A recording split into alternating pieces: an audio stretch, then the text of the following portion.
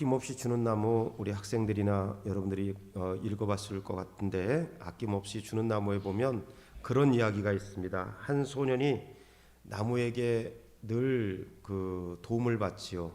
돈이 떨어졌을 때 나무는 소년에게 열매를 내려주고, 그리고 집이 필요하다 그럴 때 줄기를 잘라서 내어주어서 집을 짓게 하고, 그리고 마지막에는 이 소년이 먼 길을 갈 때 마지막에 그 나무에 줄기까지 다 내어주어서 배를 만들어서 이 나무가 소년에게 내어주는 그런 내용이에요. 그리고 이 소년이 멀리 갔다가 다시 돌아와서 나무에게 왔을 때 나무는 아무것도 없지요. 열매도 주고 가지도 주고 줄기도 주고 다 주어서 내가 이제 너에게 줄 것이 아무것도 없느라고 이렇게 이야기해요. 그때 이 책에 보면 그런 이야기가요. 나는 너에게 아무것도 줄 것이 없다. 나무는 기꺼이 자신의 마지막 남은 밑동까지 이 소년에서 노인이 된 이 노인에게 나머지 밑둥을 내어주지요. 아낌없이 다 내어주는 거예요. 여기 실버스타인의 동화 아낌없이 주는 나무의 이야기인데, 그런데 오늘 본문을 가만히 묵상해 보면 유명한 말씀이잖아요.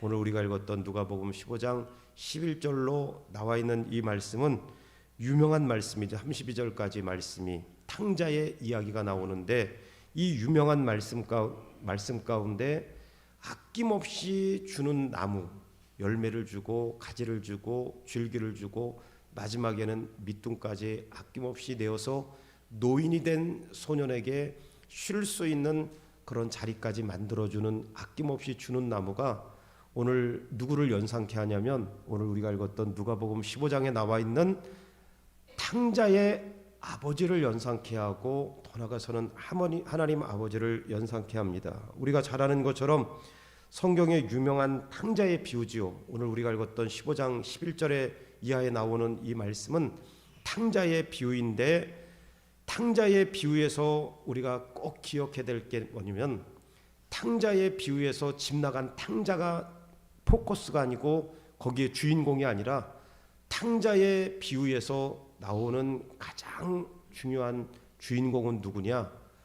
둘째 아들, 허랑방탕하게 돈을 다 잃어버리고 돌아온 둘째 아들 탕자도 주인공이 아니고, 아버지 옆에 붙어 있지만 그 욕심을 감추고 살았던 첫째 아들도 주인공이 아니고, 누구냐? 이제나 저제나 집 나간 아들이 돌아오기만을 기다리는 탕부의 아버지. 이 아버지가 오늘 여기 탕자 비유의 주인공이죠. 재산을 다 탕진하고 거짓골로 돌아온 둘째 아들을 품어준 아버지.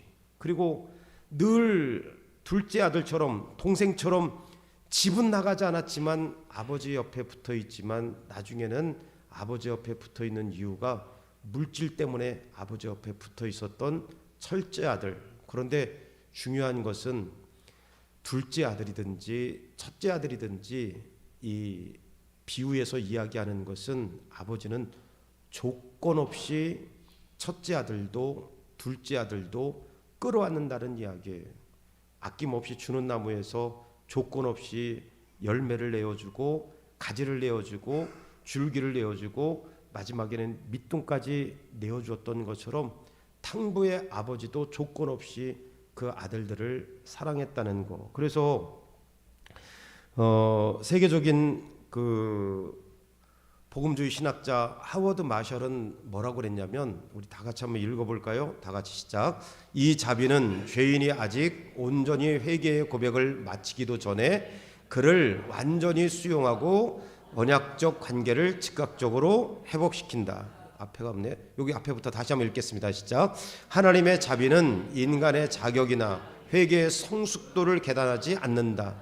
아버지가 베푸는 용서의 주도권은 온전히 아버지의 자비하심에 있으며, 이 자비는 죄인이 아직 온전한 회개의 고백을 마치기도 전에 그를 완전히 수용하고 언약적 관계를 즉각적으로 회복시킨다. 여기 하워드 마샬의 누가복음 주석에서 이야기했던 것처럼 이 내용이 굉장히 중요한 내용이 있어요. 하나님의 자비는, 하나님의 자비는 인간의 자격이나 회개의 성숙도를 계산하지 않는다. 하워드 마샬 목사님이 그 아버지의 자비를 이야기할 때, 너 그렇게 하면 국물도 없어. 너 그딴 식으로 살면 나중에 국물도 없어. 여러분, 우리의 모습이지만 하나님 아버지께서 인간에게 베푸시는 자비는 인간의 자격, 회개의 성숙도 이거 계산하지 않는다는 거예요. 아버지가 베푸는 용서의 주도권은 온전히 아버지의 자비하심에 있다. 자비하심에 있다. 사람들은 그럴 수 있어요. 너 하는 것 봐서 내가 용서해 줄 거야. 너 하는 것 봐서 내가 이렇게 해줄 거야. 사람들은 부모라도 그렇게 하더라고요. 그런데 하나님은 하워드 마샬 이 목사님이 주석했던 것처럼 하나님 아버지의 자비하심, 하나님 아버지의 긍휼하심은 조건이 없어요. 그냥 둘째 아들이 화랑방탕하게 돈 다 허비하고 돌아와도 그 아들이 돌아오기를 기다리는 거, 첫째 아들이 속 없는 소리에도 그 아들을 품는 거, 조건 없는 거, 하워드 마샬 목사님이 그렇게 주의한 거예요. 그래서 여기 중동의 문학자 그 케네스 베일리라고 하는 그 중동의 문학자가 쓴 내용에 보면 케네스 베일리가 이런 말을 했어요. 마을 사람들의 정죄와 분노로부터 아들을 보호하기 위해 아버지가 대신 수치와 모욕을 뒤집어 쓰신 조건 없는 대속의 자비였다. 케네스 베일이라고 하는 중동의 여기 문화학자는 뭐라 그랬냐면, 우리가 그런 거 하죠. 우리 자식들이 잘못하면 이 부모가 잘못 키웠습니다. 그러는 것처럼 부모가 잘못 키웠습니다. 여기 이 아이가 잘못이 아니라 내가 잘못했습니다. 이렇게 부모가 자식들의 연약함을, 부족함을 다 뒤집어 쓰는 것처럼 마을 사람들의 정죄와, 이걸 케차차라고 하는 그런데 마을 사람들의 정죄와 분노, 마을 사람들이 그 지역에서 이렇게 그 탕자와 같은 아들을 내어 쫓는 거, 이 문화 가운데 마을 사람들의 정죄와 분노로부터 아들을 보호하기 위해 아버지가 대신 수치와 모욕을 뒤집어 쓰신 조건 없는 대속의 자비였다. 조건 없는 자비였다. 대속의 자비였다. 요 탕자의 비유를 통해서 하나님께서 우리에게 베푸신 비유는, 그 탕자의 비유 가운데 드러나는 것은 조건 없는 자비. 사람은 부모라도 그럴 수 있어요. 너 그러면 재산 국물도 없어. 사람은 그렇더라고. 돈 앞에서. 아버지라도 너 그렇게 하면 넌 내 호적에서 파버린다. 물론 화딱지 나서 그렇게 말할 수는 있지만 사람들은 정말 부모와 자식 간에도 그런 마음을 품고 사는 가정들이 있더라고요.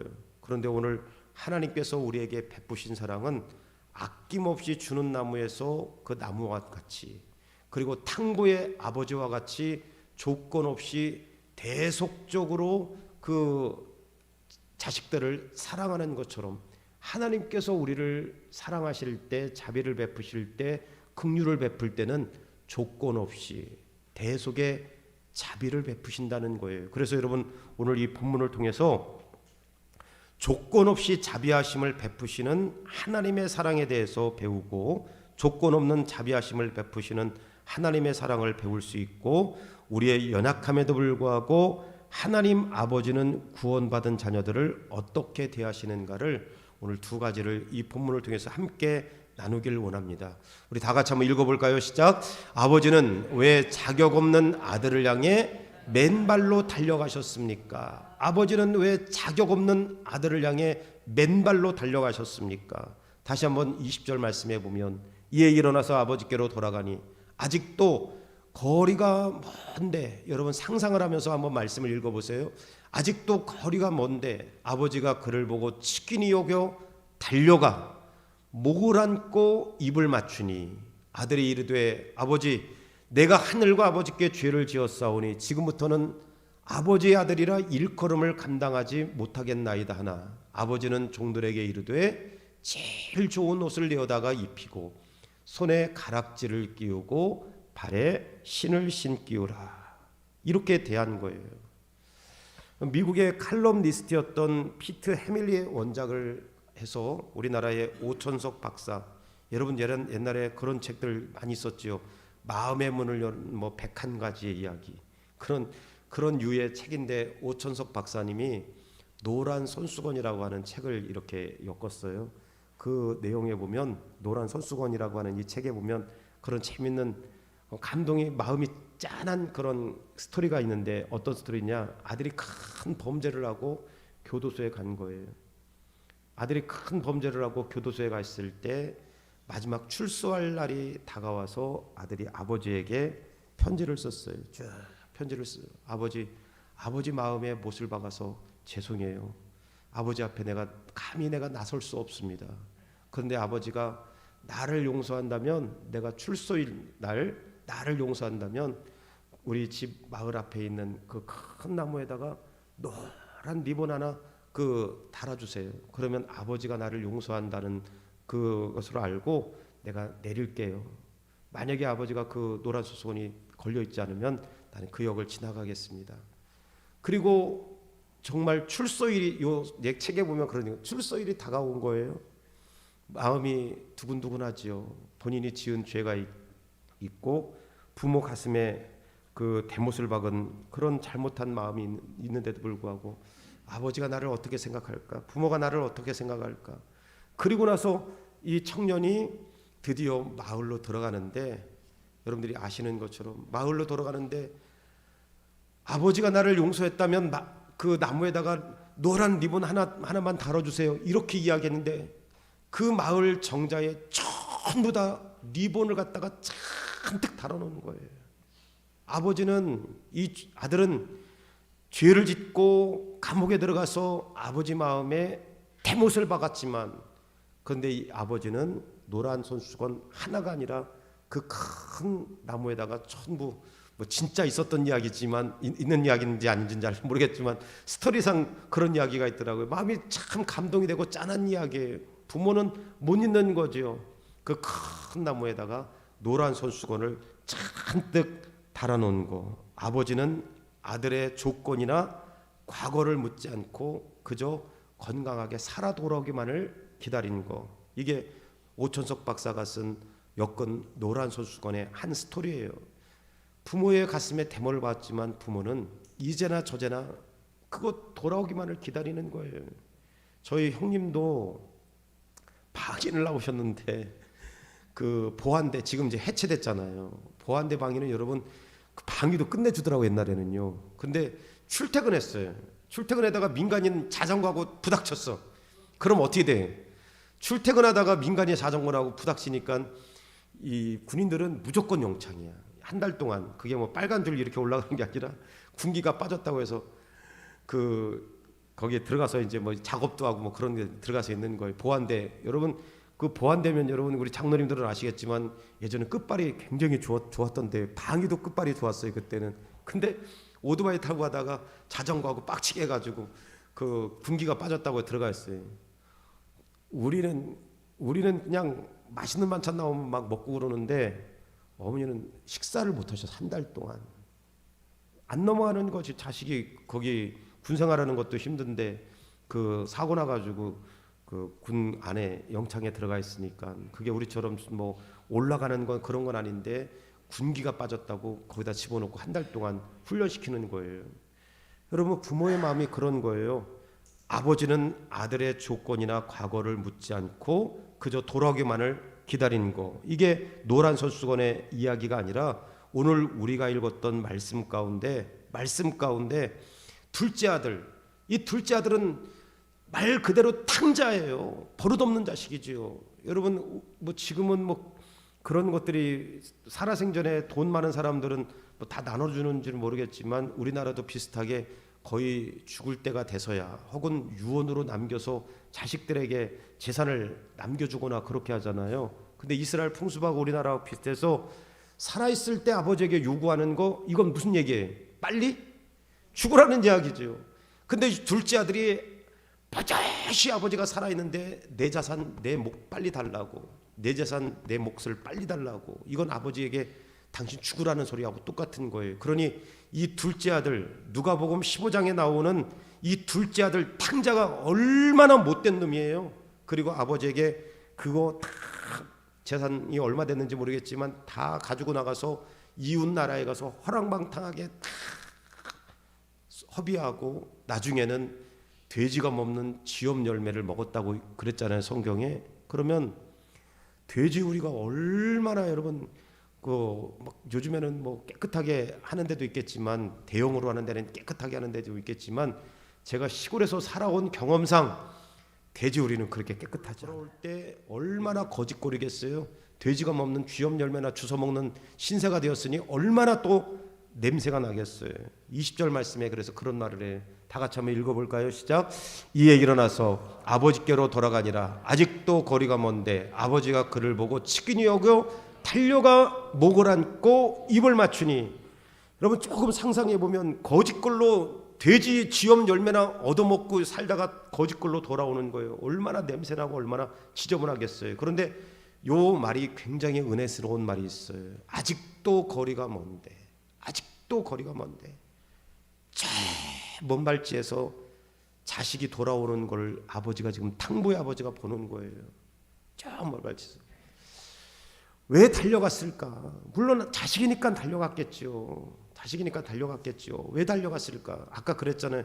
케네스 베일리라고 하는 분이, 그 중동의 문화학자라고 하는 케네스 베일리라고 하는 분이 쓴 그 내용 중에는 케차차라고 하는 이 단어가 있어요. 그 단어가 뭐냐면 그 지역에서 혹은 마을에서 못된 짓을 하다가 이렇게 한 사람들은 아예 그 사회 속에서 출교시키는 것처럼 아예 출교시키는 거예요. 그래서 이 베일리라고 하는 이 학자는 뭐라 그랬냐면 자식이 아버지 품에 안기기도 전에 동네 사람들이 돌멩이로 때려서 죽일까봐 이 아들이 달려갔을 것이다. 중동의 그 문화를 보면 뭐 그 가문에, 왜냐면 지금 우리처럼 이 문화는 뭐 전혀 다른 사람들이 이렇게 사는 동네가 아니라 이 당시에 배경적으로 보자면 씨족 가문 있잖아요. 우리는 뭐 김씨, 어디에 보면 뭐 어떤 성을 가지고 있는 사람들이 많이 있고 어디 가면 모여 사는 거. 그러니까 여기 케차차라고 하는 케네스 베일리가 이야기하는 케차차라고 하는 이 문화라고 하는 것은 뭐냐면 그 가문에 이렇게 그 좋지 못한 영향을 준 사람들은 아예 그 가문에서 출교를 시키거나 아니면 돌로다가 쳐서 직결 심판을 하는 거. 그래서 아마도 꼭 그런 것은 아니지만 둘째 아들이 이방 나라에 가서 허랑방탕하게 다 돈을 탕진하고 거짓골로 돌아오는 그 아들이 아버지 품에 안기기도 전에 동네 사람들이 돌을 들어서 칠 수 있는 염려 때문에 이 아버지가 그 거짓골로 돌아오는 아들에게 달려가서 그를 맞이했을 것이다. 매튜 헨리는 이렇게 이야기했어요. 17세기의 영국의 수석학자 매튜 헨리는 이 부분을 이렇게 이야기했어요. 우리 다 같이 한번 읽어보겠습니다. 시작. 아버지는 아들이 지은 죄의 깊이를 묻지 않으셨다. 아들이 눈물을 흘리며 회개의 말을 제 끝나기도 전에 아버지의 자비가 먼저 아들의 목을 안았다. 하나님은 돌아오는 죄인을 멀리서 구경만 하시는 분이 아니라 그를 향해 먼저 달려오시는 하나님이시다. 하나님은 멀리서 구경하시는 분이 아니라 그를 향해서 먼저 달려오시는 하나님이시다. 할렐루야. 하나님은 구경만 하시는 분이 아니에요. 멀리서 죄인 하나가 돌아올 때, 멀리서 깨닫고 죄인 하나가 돌아올 때 진흙 만신창이로, 죄 가운데 만신창이로 돌아오는 그 죄인을 향해서 달려가시는 하나님이다. 매튜 헨리는 그렇게 표현했어요. 또 우리 장로교회 신학의 토대를 마련한 칼빈은 이 부분을 이렇게 아주 잘 정리했어요. 다 같이 한번 또 읽겠습니다. 시작. 우리가 하나님께 돌아갈 수 있는 것은 우리에게 선한 결단이 있어서가 아니다. 우리가 아주 작은 걸음으로 주님을 향해 한 걸음 내디딜 때 하나님은 100걸음 1000걸음을 달려와 우리를 조건 없이 안아주신다. 하나님의 자비는 언제나 우리의 회개보다 빠르다. 한 걸음을 내디디면 하나님은 100걸음 1000걸음을 내디뎌서 우리에게 달려오신다는 거예요. 그래서 시편 103편 10절로 13절 말씀 다 같이 큰 소리를 읽겠습니다. 시작. 우리의 죄를 따라 우리를 처벌하시지 아니하시며 우리의 죄악을 따라 우리에게 그대로 갚지는 아니하셨으니 이는 하늘이 땅에서 높음과 같이 그를 경외하는 자에게 그의 인자하심이 크심이로다. 동이 서에서 먼 것 같이 우리의 죄가를 우리에게서 멀리 옮기셨으며 아버지가 자식을 긍휼히 여기심과 같이 여호와께서는 자기를 경외하는 자를 긍휼히 여기시나니. 여러분, 오늘 탕보의 아버지가 멀리서 가슴에 대못을 받고 멀리서 나갔던 그 아들이 거짓골로 돌아올 때 행여라도 동네 사람들이 먼저 그 아버지 그 아들에게 해코지할까 봐 먼저 달려가서 그 아들을 부둥켜 하는 것은 조건 없는 자비함, 조건 없는 대속의 자비를 베푸는 것이다. 칼빈은 그렇게 이야기했어요. 이 부분을 놓고 우리가 한 걸음 하나님께 내디디면 하나님 100걸음 1000걸음을 내딛어서 우리에게 달려오신다. 그게 하나님 아버지의 마음이었습니다. 여러분, 지난주 금요일 날 축구 보셨죠? 축구 보면서 동네가 떠나가도록 나도 응원했는데 결국은 졌잖아요. 결국은 지고 나서 보니까 그 별 댓글들이 막 달려 올라갔더라고요. 뭐라고 하면 홍명보 감독 특검해야 된다. 너무 웃긴 거, 홍명보 감독 특검해야 된다. 이기혁 선수 지난 체코 때는 우리가 질 것 같은데 2대1로 이기니까 막 난리가 났잖아요. 이번에 월드컵은 별로 기대하지 않았는데 32강을 우리 32강 아직 가지도 못했는데 32강 16강 우리가 자신 있다. 이 정도로 가면 자신 있다. 막 난리 버거지 치우다가 멕시코도 사실은 저는 2대1로 질 거라고 생각했어요. 멕시코 잘할 거라고 생각했어요. 근데 뚜껑 열어보니까 멕시코 진짜 못하더라고요. 그런데 너무 아쉽게 진 거예요. 너무 아쉽게. 그래서 저도 그냥 3번 얼마나 욕했는지 몰라요. 3번하고 얼마나 욕하면서 봤는지 몰라요. 그리고 났더니 나만 욕한 게 아니라 쭉 보니까 특검해라 당장 그런 얘기가 쭉 올렸더라고요. 사람은요 금방 이렇다니까요. 체코전에 한번 승리할 때는 최고라고 그래놓고 지니까 특검하자고 막 난리 버거지 치우고 막 욕을 바가지로 막 하고 그래. 사람은 이렇다니까요. 그런데 우리 하나님은 그렇지 않다는 거예요. 그래서 미가서 한번 다 같이 한번 읽겠습니다. 우리 하나님은 어떤 하나님인가를 다시 한번 우리 다 같이 한번 읽습니다. 시작. 주와 같으시니 어디 있으리까? 주께서는 죄악과 그 기업의 남은 자의 허물을 사유하시며 인애를 기뻐하심으로 진노를 오래 품지 아니하시나이다. 다시 우리를 불쌍히 여기셔서 우리의 죄악을 발로 밟으시고 우리의 모든 죄를 깊은 바다에 던지시리다. 할렐루야. 하나님은 이런 하나님이신데 우리는 조금만 우리 마음이 불편해도 자비를 베풀지 않습니다. 긍휼을 베풀지 않습니다. 대신 짐을 지시지 않습니다. 그러나 우리가 믿는 하나님은 탕자의 아버지와 같이 조건 없이 우리를 품어주시고 긍휼을 베풀어 주시고, 사람들은 조건을 따지면서 상대적으로 자비를 베풀고 긍휼을 베풀고 사랑하지만 하나님은 우리가 실패할 때도 부족할 때도 연약할 때도 우리를 품어주시고 받아주시는 자비의 하나님이심을 믿으시고, 하나님 조건 없는 자비를 베푸신 하나님을 체험하며 살게 도와주시고 내가 그런 자비의 사랑을 베풀게 하여 주옵소서. 그런 저와 여러분 되기를 주의 이름으로 간절히 축원합니다. 두 번째로 우리 한번 읽겠습니다. 다 같이 시작. 아버지가 탕자에게 제일 좋은 옷과 가락지를 끼워준 의미는 무엇입니까? 그러면 아버지가 탕자에게 제일 좋은 옷과 가락지를 끼워준 의미가 뭐냐? 다시 한번 요 말씀 가운데 그랬어요. 아버지는 종들에게 이르되 제일 좋은 옷을 내어다가 입히고 손에 가락지를 끼우고 발에 신을 신기라. 그리고 살찐 송아지를 끌어다가 잡으라. 우리가 먹고 즐기자.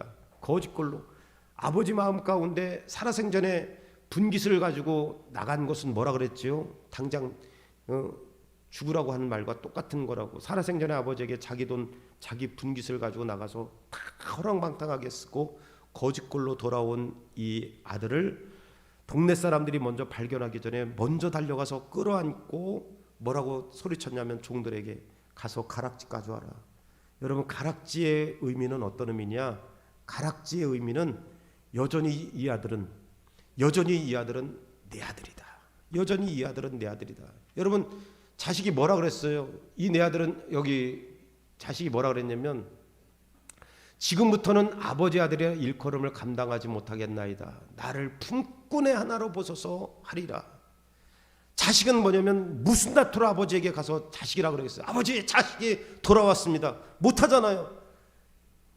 아버지, 여기 자식이 드디어 살아서 돌아왔습니다. 나를 기쁘게 맞아주세요. 할 수 있어요? 아버지의 마음의 대못을 받고 그냥 재산 가서 탕진했는데, 자식이 그래서 뭐라고 얘기하냐면, 탕자가 뭐라 그랬냐면, 둘째 아들이 뭐라 그랬냐면 이렇게 이야기하는 거예요. 나는 이제 자식이 아닙니다. 나를 그냥 품꾼의 하나로 여겨주세요. 그런데 아버지는 그렇지 않았지요. 아버지는 뭐라 그랬냐면, 종들에게 가서 제일 좋은 옷을 내어다가 입히고, 언제 준비해 놨는지, 여기 시간상은 자식이 언제 나가서 언제 돌아왔는지 알 수가 없어요. 그런데 아버지는 언제 준비해 놨는지 제일 좋은 옷을 준비해서 그거 갖다가 입혀라. 아무거나 빨리 창피하는 거 갖다 입혀라가 아니에요. 제일 좋은, 그 아들을 위해서 준비한 제일 좋은 옷을 갖다가 입혀라. 그리고 그 아들에게, 거짓골 한 아이에게 가락지를 끼워줘라. 이 아들은 살아서 돌아온 여전히 내 아들이다. 그리고 언제 준비했는지 신발을 갖다가 신겨라. 몇 해를 갖다가 나가서 돌아다녔는지 몇 10년을 갖다가 돌아다녔는지 알 수는 없어요. 그런데 아버지는 그 아들이 이제나 저제나 돌아오기를 기다리고, 옷을 준비해 놓고, 신발을 준비해 놓고, 가락지를 준비해 놓고, 종들에게 그 옷 갖다 입히고, 그 가락지를 갖다가 끼우고, 그 신발을 갖다가 신기라고 이렇게 이야기했어요. 여러분, 오늘 그래서 매튜 헬리는 뭐라고 이야기했냐면, 그렇게 이야기했어요. 아버지가 입혀준 제일 좋은, 요 비유에서 아버지가 입혀준 제일 좋은 옷은 그리스도의 의의 옷이다. 이 말씀을 통해서 옛날 이야기 우리가 나누는 게 아니에요. 성경에서 지금 이야기하는 탕자의 아버지가 그 탕자에게 제일 좋은 옷을 입히고 가락지를 끼워주고 신발을 신기는 거예요. 이 비유에서 매튜 헬리라고 하는 신학자는 뭐라고 해석했냐면, 아버지가 입혀준 제일 좋은 옷은 그리스도의 의의 옷이다.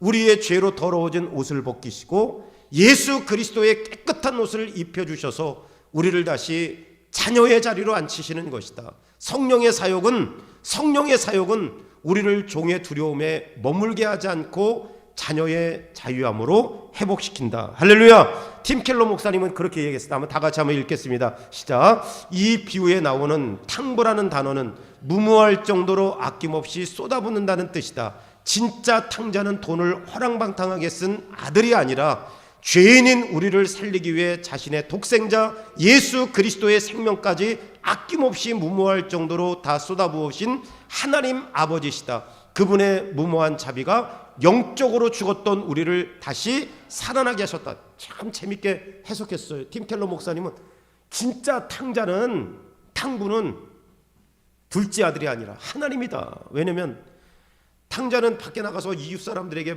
이방 사람들에게 허랑방탕하게 다 돈을 갖다가 탕진했는데, 하나님이야말로 한 영혼을 구원하기 위해서 예수 그리스도 독생자를 우리 위해서 다 아낌없이 내어줬다. 아낌없이 내어줬다. 탕자의 의미와 탕부의 의미가 바로 그런 의미가 있다는 거예요. 참 재밌는 해석을 했어요. 하나님은 우리 한 영혼을 구원하기 위해서 우리의 더러워진 죄의 옷을 벗기시고 의의 옷을 입히시기 위해서 조금도 아까워하지 않고 탕자의 아버지처럼 제일 좋은 의의 옷을 우리 가운데 입히는 거예요. 우리가 이런 생각할 수 있어요. 어떤 실패하고 실수할 때, 인격적으로 실수하고 말 실수를 하든지 뭐 생활 속의 행동으로 실수하든지 뭘 실수하든지 그럴 때 우리가 그런 말 종종 하기도 하고 듣기도 해요. 아유, 아빠 그러고도 목사예요. 우리 애들이 가끔씩 가다 그런다니까. 아빠 그러고도 목사예요. 여러분, 우리 사람들은 그럴 수 있다니까요. 아유, 그러고도 권사님이에요. 그러고도 장로님이에요. 그러고도 집사님이에요.